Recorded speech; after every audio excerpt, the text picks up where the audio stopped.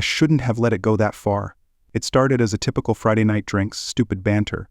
The usual tension between Mikhail and me that I'd been ignoring for months. He's my best friend, my roommate, but sometimes it feels like something more, something I'm too afraid to acknowledge. We were both drunk. I remember laughing at something dumb he said, slurring my words as I leaned in closer, my head buzzing from too much whiskey. Mikhail didn't pull away. Instead, he stared at me with this intensity, his eyes clouded with alcohol and something else I couldn't read. "Dude, stop looking at me like that," I muttered, half joking, trying to break the moment. He just smirked. Like what? That's when it happened. Everything after that is a blur. 1 minute we were talking, the next I felt his breath hot against my skin. Our lips collided, messy, desperate. Neither of us stopped. Clothes hit the floor and suddenly we were in too deep to turn back. The next morning I woke up with a pounding headache and a sinking feeling in my gut. Mikhail was already out of bed, throwing on his shirt like he couldn't get out fast enough. He didn't even look at me. "Hey," I called out, voice thick with dread. He froze for a second, hand on the doorknob, then turned his head just enough to meet my eyes. His face was blank, cold. "That shouldn't have happened," he said flatly, then slammed the door behind him. The silence that followed was suffocating. After that, everything changed. It wasn't immediate at first, it was just awkward glances, forced small talk when we couldn't avoid each other. But it didn't take long for things to get worse. A few days later, I was sitting in the living room, pretending to study. I heard the door slam. Mikhail walked in, tossed his bag on the floor, and headed straight for his room without a word. That's how it was now. No jokes, no hanging out, just silence. I tried to brush it off, convince myself it was just a bad hangover from that night, but the tension was there, thick and heavy, like a storm about to hit. I thought maybe I could fix it if I just said the right thing. "Hey," I said one night, knocking lightly on his door, trying to sound casual. "We need to talk." Mikhail opened the door, barely looking at me. "About what?"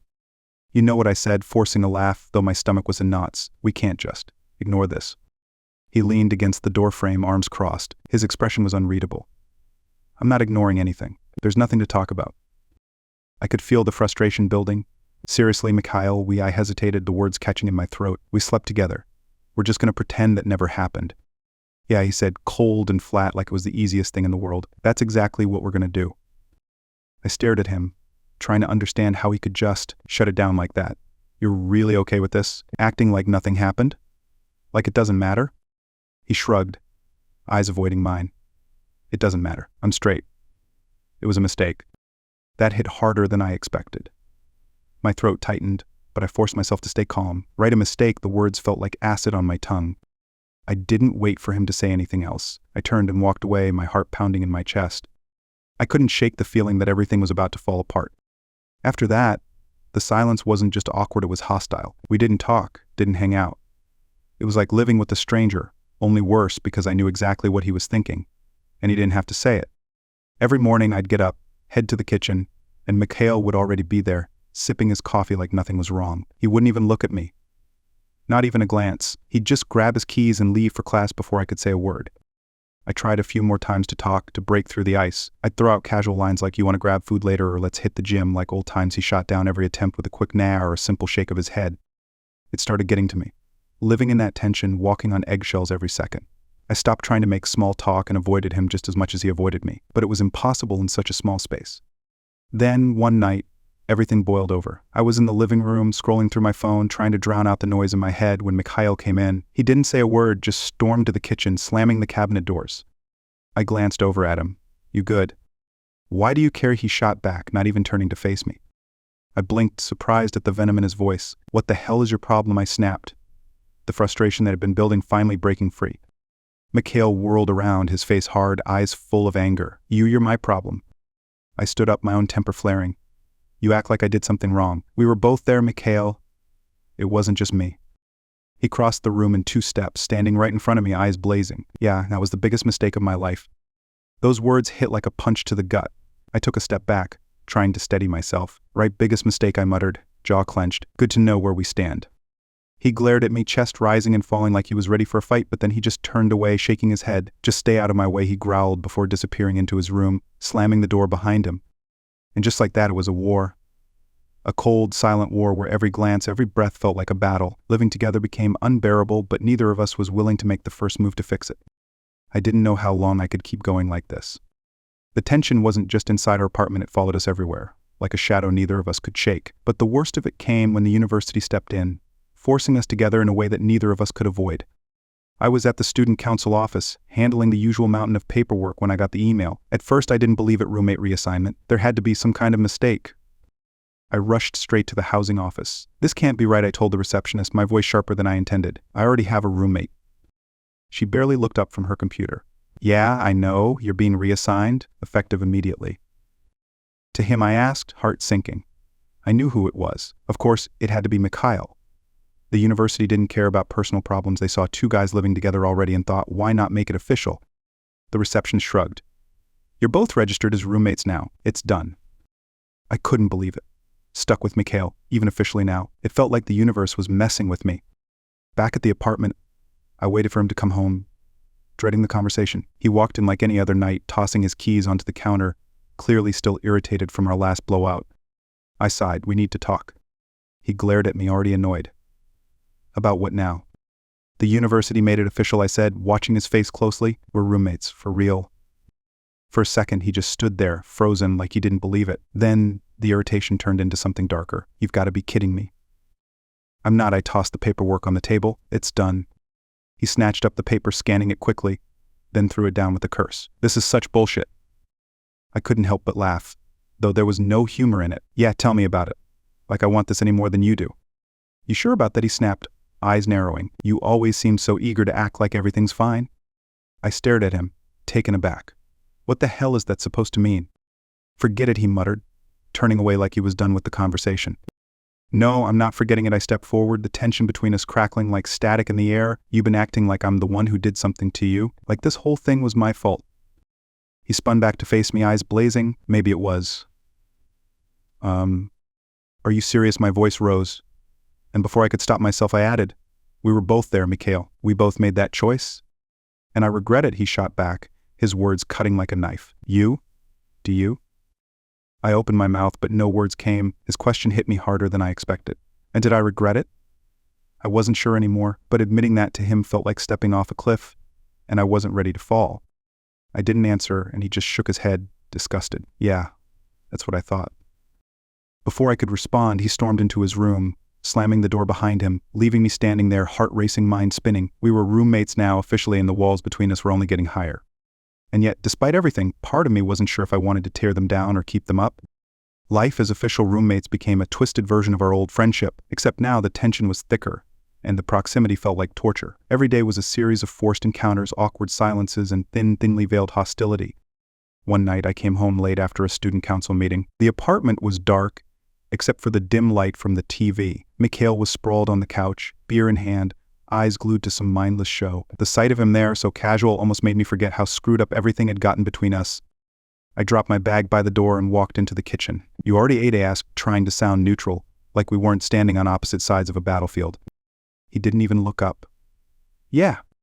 I grabbed a plate and started picking at the leftovers in the fridge. The silence stretched between us, heavy and suffocating. I could feel his presence behind me, even though he wasn't saying a word. I turned around, leaning against the counter. Look, we can't keep doing this. Mikhail finally glanced over, his expression blank. Doing what? This I said, waving my hand between us. Living like this, barely speaking. It's not working. He shrugged, taking a sip of his beer. Then don't talk to me. I slammed the fridge door shut harder than I meant to. That's not the solution, Mikhail. We're stuck together. Like it or not, we need to figure this out. He stood up then, facing me, his posture rigid. Figure what out? Exactly. You want to talk about feelings, or about how this whole thing was a mistake? I clenched my jaw, refusing to back down this time. It wasn't just a mistake. You keep throwing that word around, but you're not being honest. We both know there's more to this than a one-time screw-up. He narrowed his eyes, his fists clenched at his sides. Stop trying to make this into something it's not. I stepped closer, my voice low but steady. Then tell me what it is, Mikhail. Because I don't think you're even sure. For a moment, we just stood there, inches apart. The air crackling with tension. I could see it in his eyes, the confusion, the anger, and something else he was desperately trying to bury. Finally, he spoke, voice tight. I'm straight. You need to get that through your head. What happened was a mistake, nothing more. Fine, I snapped, stepping back. If that's what you want to believe, go ahead. But don't expect me to pretend I don't see the truth every time you look at me. He turned away. His jaw set, but I could see his hands trembling slightly. You're delusional. Maybe I am, I muttered, walking past him, my heart pounding in my chest. But at least I'm not running from it. I stormed into my room and slammed the door behind me, leaning against it to catch my breath. My heart was racing, my head spinning. I had pushed him maybe too hard, but I wasn't sure if I regretted it. For the first time, I'd forced Mikhail to face something he was terrified of, and I could feel the cracks forming in the walls he'd built. But in that moment, I realized that this wasn't just about what happened between us. It was about something deeper, something neither of us wanted to admit. And whether we liked it or not, we were trapped in this situation together, forced to confront whatever the hell was brewing beneath the surface. And things were only going to get more complicated from here. Things between Mikhail and me only got worse after that. We barely spoke. And when we did, it was just another argument waiting to happen. But something was shifting beneath the surface, this unspoken tension that neither of us could shake. It wasn't just anger anymore. It was something darker, more confusing, something we didn't have the words for. One night, I came home late, exhausted from another long day at the university. Mikhail wasn't home yet, which was fine by me. I needed space. I grabbed a beer from the fridge, kicked back on the couch, and let the silence of the apartment calm my nerves. It didn't last long. Mikhail came crashing through the door about an hour later, clearly drunk. His shirt was half unbuttoned, hair a mess, and he reeked of alcohol. I could already feel the headache building. "You're drunk," I muttered, more to myself than to him. He slammed the door shut behind him, eyes glazed but locked on me. "What's it to you?" I ignored the question, standing up to move toward the kitchen, hoping to avoid whatever fight was brewing, but he stepped into my path, blocking me. "Mikhail, move." He didn't. Instead, he leaned against the doorframe, swaying slightly, a smirk playing at his lips. Why? Afraid to be around me. I stared at him, heart picking up speed. He was messing with me. But there was something off in his voice, something challenging. "I'm not afraid of you," I said, trying to stay calm. "Good," he said, stepping closer, his eyes never leaving mine. "Then why do you keep acting like you are?" My pulse quickened as he closed the distance between us, his breath hot against my skin. He was too close, way too close, and I could feel that familiar tension between us, thick and charged. I took a step back, trying to keep my cool, but he followed, his movements slow, deliberate. "You don't know what you're doing," I warned, my voice tight. "You're drunk." He smirked, the edge of his lips curling upward. "Yeah, I am. And so what? What's stopping you this time?" That question hung in the air, heavy and dangerous. I swallowed hard, my mind racing. I wanted to push him away, tell him to get the hell out of my face, but my body betrayed me. The heat between us was undeniable. The last time we'd been this close, things had spiraled out of control, and part of me was terrified that it would happen again. But another part of me wanted it too. "Mikhail," I started, my voice hoarse, "you don't want to do this." He didn't move. "Don't tell me what I want," he whispered, his breath brushing against my neck. I clenched my fists, trying to fight the pull, but it was no use. He was right there, and I could feel his body heat, smell the alcohol in his breath. It was maddening. And then he kissed me. Hard, desperate. For a split second, I froze, my mind blank, my heart pounding in my ears. Every rational thought I had screamed for me to stop, but I couldn't. I kissed him back, hands gripping the front of his shirt as everything else around us faded away. But just as quickly as it started, I shoved him back, heart hammering in my chest. "No," I panted, backing away, shaking my head. "This isn't happening again." Mikhail stood there, breathing heavily, eyes burning into me. He didn't say a word. Just stood there watching me like he didn't understand what had just happened. Like he didn't know why he'd done it. I couldn't take it anymore. I needed to get out of there before things went further. "I'm going to bed," I muttered, my voice rough, pushing past him as I headed toward my room. Running again, he called after me, his voice bitter, laced with anger. I stopped in my tracks, fists clenched. I wanted to turn around, to confront him, but I knew if I did, we'd both do something we couldn't take back. So I kept walking, and the door slammed shut behind me, and I collapsed onto my bed, my mind spinning. Everything about that moment felt wrong, and yet, deep down, part of me couldn't deny the pull. It wasn't just about sex anymore. Something between us had broken, and neither of us knew how to fix it. The morning after felt like walking through a minefield. I stayed in my room longer than usual, listening for any sign that Mikhail had left for class. The last thing I wanted was to face him after what happened the night before. But luck wasn't on my side. As soon as I stepped out of my room, there he was, sitting at the kitchen table, staring at his phone. He didn't look up when I walked in, but I knew he heard me. I grabbed a coffee, the silence between us unbearable. It was like the air was filled with static, and I was just waiting for it to explode. I needed to say something, anything, but the words felt stuck in my throat. About last night, I started, my voice quieter than I wanted it to be. Mikhail's eyes flicked up to meet mine. And for a second, I thought he was going to ignore me again, but then he spoke, his voice cold. "What about it?" I took a deep breath, steadying myself. "We can't keep doing this. Pretending nothing's wrong, pretending that what he cut in, his tone sharp, that you didn't want it? Or that I didn't?" My stomach twisted. We were both drunk, Mikhail. We weren't thinking straight. He stood up suddenly, chair scraping loudly against the floor. Don't pull that crap with me. You think everything's gonna go away if we blame the alcohol? That'll magically fix what's happening here. I stayed silent, unsure how to respond. He was right, we couldn't keep hiding behind excuses. But I still couldn't admit what I was feeling, not to him, not even to myself. He took a step closer, his voice lower but filled with frustration. You want the truth? Fine, I've been messed up since that night. I can't get it out of my head and it's driving me insane. And yeah, I hate it, but I hate that I keep thinking about it even more. I blinked, caught off guard by his confession. He'd never said anything like that before, always hiding behind anger and avoidance. But now, here he was, laying it all out in front of me. Mikhail, I started, but he wasn't done. I don't get it, okay? I don't understand why I keep thinking about it. I'm straight, man. I've never even thought about this stuff before. But ever since that night, every time I see you, I can't stop thinking about it. About what we did, and I hate it. The words hit me like a truck. I stared at him, my heart pounding in my chest. This wasn't the Mikhail I knew, the guy who always had it together, who never let anything rattle him. This was different. Real. I swallowed, my throat dry. You think I don't feel the same? I've been going crazy too. Trying to make sense of it. But it's not just going to disappear because we want it to. For the first time in weeks, we were being honest with each other. It wasn't pretty, but it was the truth. Mikhail ran a hand through his hair, looking conflicted. I don't know what the hell to do with this. Neither do I admitted, stepping closer. But ignoring it isn't going to help. We stood there facing each other, the weight of everything hanging between us. It wasn't just about that night anymore. It was about the unspoken tension that had been building for months, the confusion, the anger, the fear of what came next. So what now? He asked quietly, his voice a mix of frustration and exhaustion.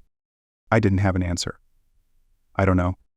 He looked away, biting his lip like he was trying to hold something back. Then, after what felt like forever, he sighed. I'm so screwed up over this. Over you. My chest tightened at his words. I wanted to reach out to say something that would make it better, but nothing felt right. Instead, I just stood there, frozen in place. I need space, he finally said, his voice hollow. I can't think straight when I'm around you. I nodded, feeling a strange mix of relief and sadness. Yeah, okay. Without another word, he grabbed his jacket and walked out the door, leaving me standing there alone. The apartment felt colder, emptier, and for the first time in weeks, I realized just how deep we'd gotten ourselves into this mess. As the door clicked shut, I sank down into a chair, my mind racing. Mikhail's confession had opened up something between us that couldn't be ignored anymore. But where the hell did we go from here? We had finally laid the truth bare, but the hardest part was still ahead, figuring out what the hell we were going to do about it.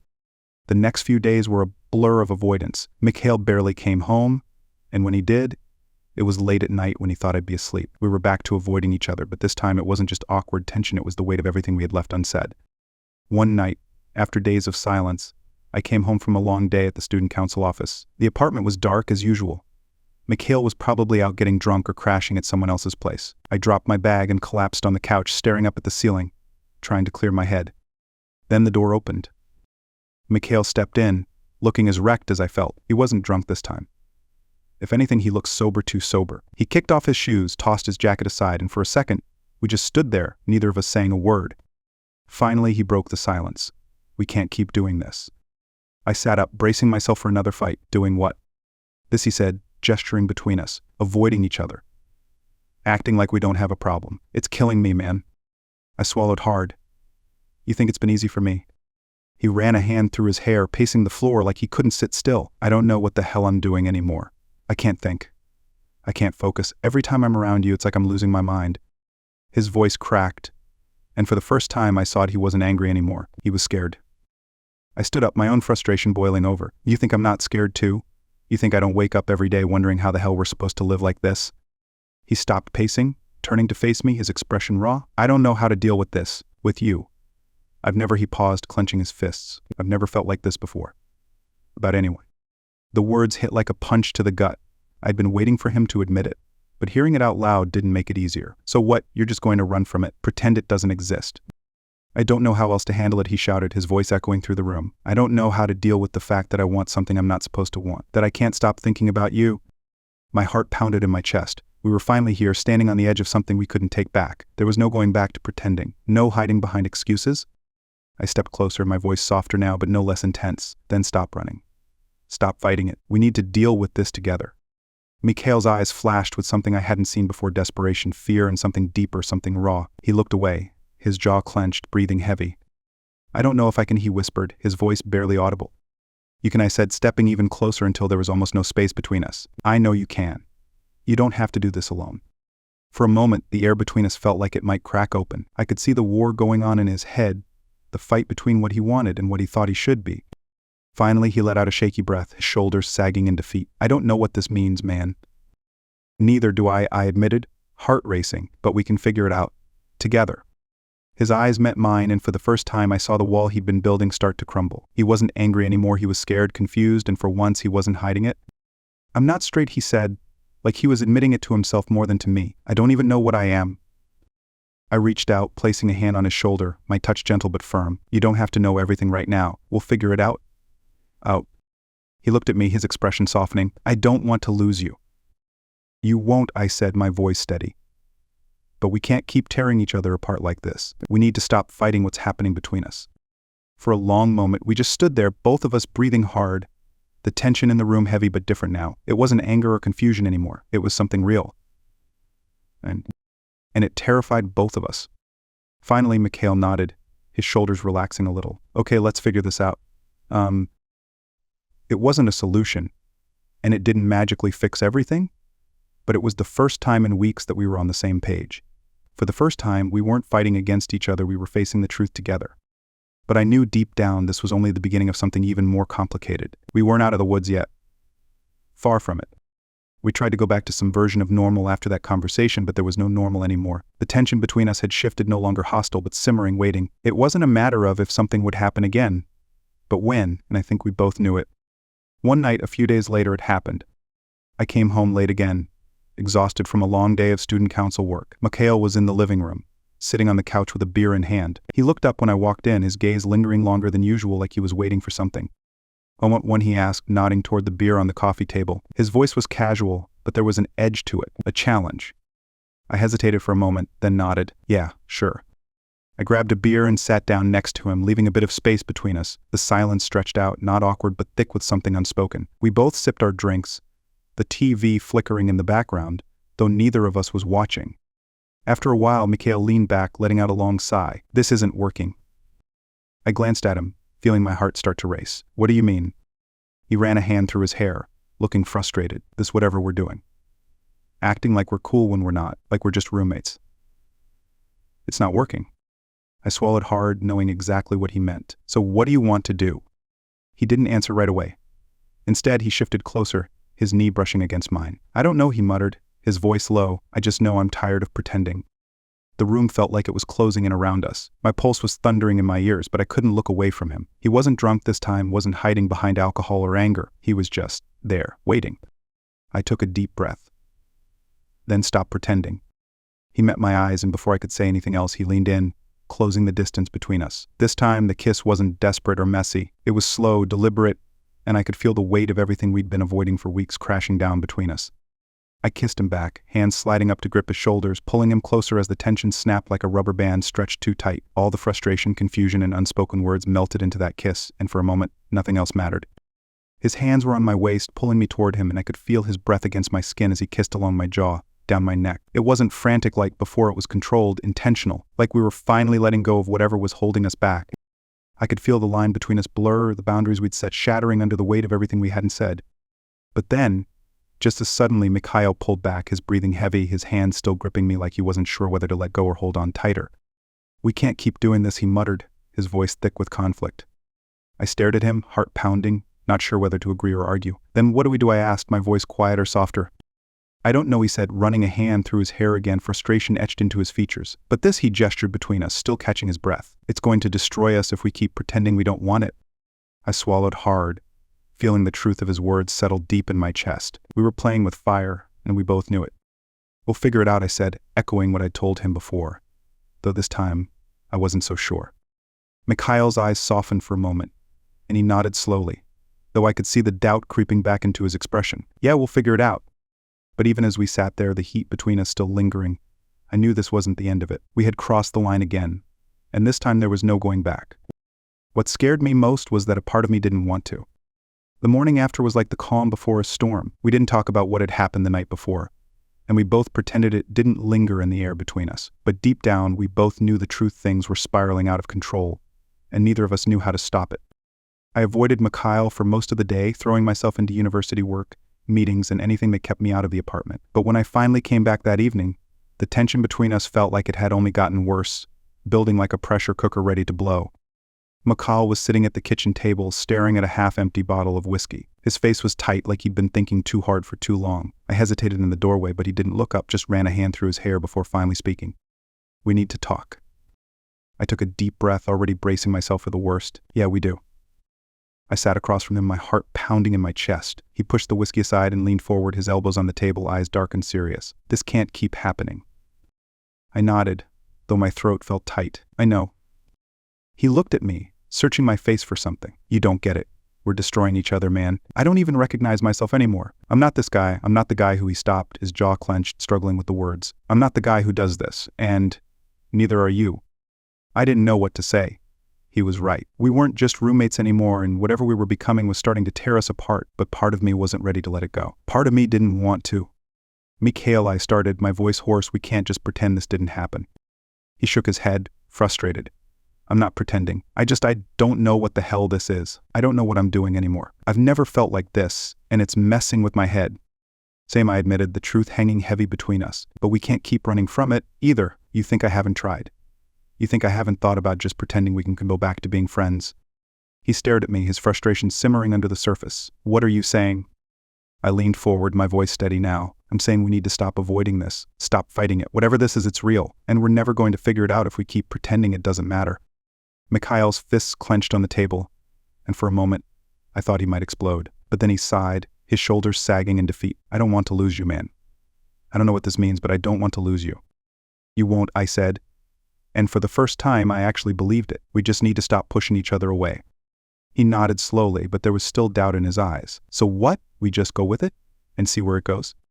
"I don't know," I admitted, feeling the weight of uncertainty settle in my chest. "But we have to stop running from it." The silence that followed was different this time, not hostile, not tense, but heavy with everything we'd left unsaid for so long. We weren't solving anything, not really, but for the first time we weren't fighting it. Mikhail reached for the bottle of whiskey, poured us both a glass, and slid one across the table to me. I raised it, the tension between us easing just a little, and he met my gaze, a flicker of something softer in his eyes. "To figuring this out," I said quietly, holding up my glass.